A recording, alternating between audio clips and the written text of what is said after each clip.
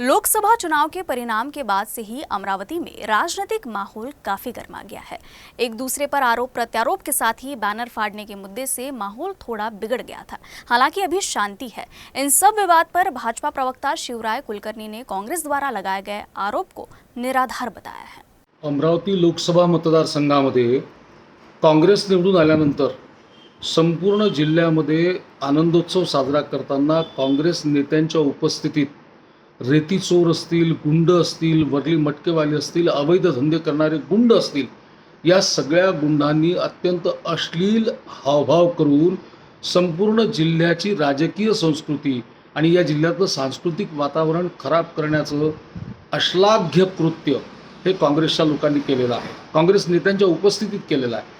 आणि काँग्रेसचं हे पाप, काँग्रेस विजयी झाल्याबरोबर जिल्हा कसा नाचतो याची चुळूक पहिल्याच दिवशी काँग्रेसने विजयानंतर दिलेली आहे।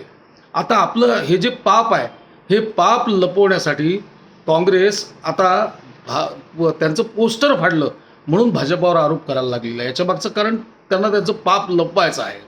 अमरावती जिल्ह्यामध्ये जी संतप्त प्रतिक्रिया या सगळ्या घटनेवरून आली आणि त्यानंतर मोदीजींचा जो शपथविधी झाला, त्या शपथविधीला जिल्हाभर जो मोठ्या उत्साहामध्ये प्रतिसाद मिळाला, प्रचंड हजारो लोक रस्त्यावर आले आणि त्यांनी गुलाल उधळला।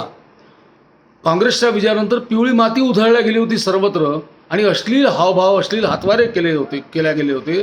मोदीजींच्या शपथविधीच्या वेळी गुलाल उधळून भारत माता की जय, वंदे मातरमचे नारे दिले गेले आणि हजारो लोक रस्त्यावर आले। हा काँग्रेसचा पोटशूळ आहे आणि हा पोटशूळ लपवण्यासाठी ते आता भारतीय जनता पार्टीवर पोस्टर फाडल्याचा आरोप करत आहेत। तो निरर्थक आरोप आहे, निराधार आरोप आहे।